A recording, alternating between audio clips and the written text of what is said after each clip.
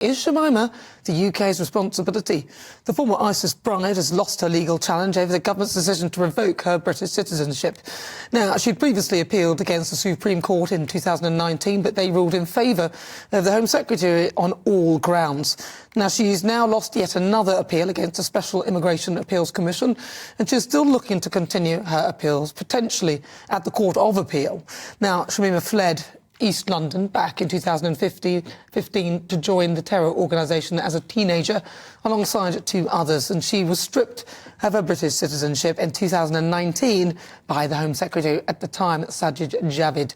Now, the general discourse around her in recent years has been over the potential reinstatement of her citizenship. Supporters claim that she was groomed by ISIS, while others would dub her a traitor who knowingly and willingly joined the cult. So, for the Great British Debate this hour, I'm asking, is Shamima the UK's responsibility? Well, joining me now is journalist and filmmaker Andrew Drury and reality TV star and commentator Narinder Kaur. We'll start with you, Andrew, because you've met her, you've seen her, you've spent time with her. Yeah. What was your thoughts on the ruling this week? Wasn't surprised. A lot of people were surprised. I think it's...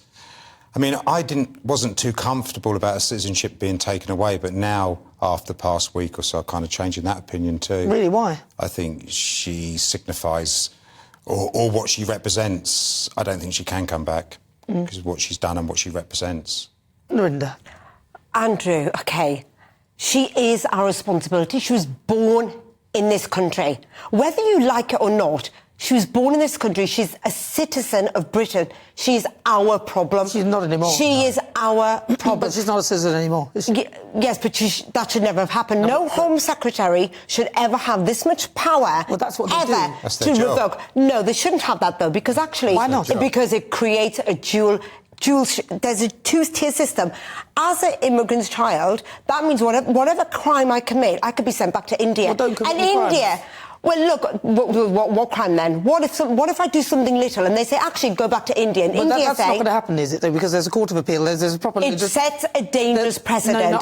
I think, actually, what sets a dangerous precedent is allowing somebody who is a terrorist, who is supposedly a terrorist, and she's not being convicted yet. But 15. Okay, hang on, I'm not She finished. was clearly groomed. Let me just finish. Who is a terrorist, who's gone off somewhere and is clearly involved in ISIS in a very heavy way. Where we don't know potentially she sewed suicide vests on Andrew. We don't know that. She said Andrew says he does. So hang on. We do know that. So Andrew, it's an opinion. Sorry, Narinder. It's not an opinion, because they said, as you saw, they said there was a slight chance that she was trafficked.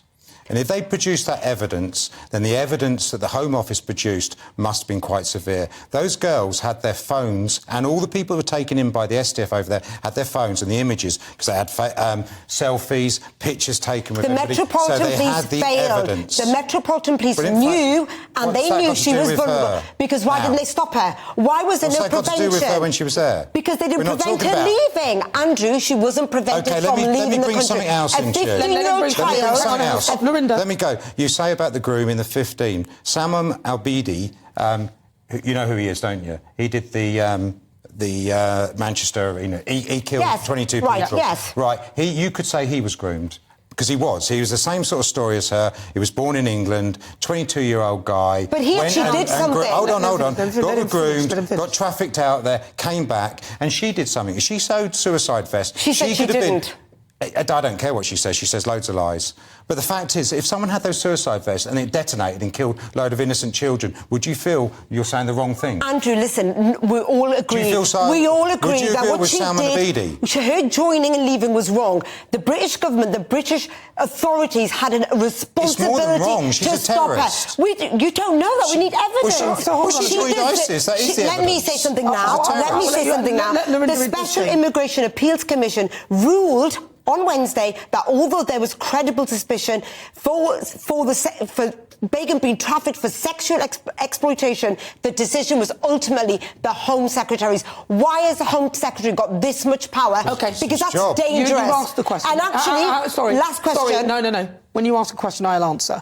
The reason why the Home Secretary has that is because that is the job of the Home Secretary, OK? And that's what they do to protect the national interest. And it was ruled that to protect the national interest, she would lose her citizenship. She's obviously trying to get it back, and we're not having it. And as for the question, when you said about what happens, she's our responsibility. She is. Not really. If you go to another country and commit a crime in the other country, you're not automatically allowed to come back to the UK and serve your time here. Well, other people have been, Nana. Yeah, Nana, there's been plenty that have gone to ISIS, and we don't know her crime. Name one. She deserves a fair trial. You said other people. Name one. She's had a fair trial. There's been lots of hundreds have come back. Which ones? I don't know the names because they don't give you the names, but hundreds have come back. She's been made an example. If you could name one, that would be she has been used and abused, Andrew, by people like yourself and the media to get their stories. No offence. Well, you've made an accusation to Andrew.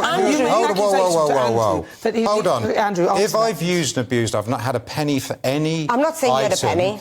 And I met her on a day off. And the media stuff I brought back to her, I think we've given her a platform where she can actually give her point of view. It's not a trial. But her point of view has been changed so many times. It's not a trial, no. Should She's a had a jury trial. not decide? She hasn't had a trial. She has. She hasn't. What do you think the High Court did? They were given evidence against her. I'd say that's a political agenda by the Tory government, because the Tory government know that if they're the government that allow her back, they don't want to be the government You've got to be careful of who you're supporting. You don't know her.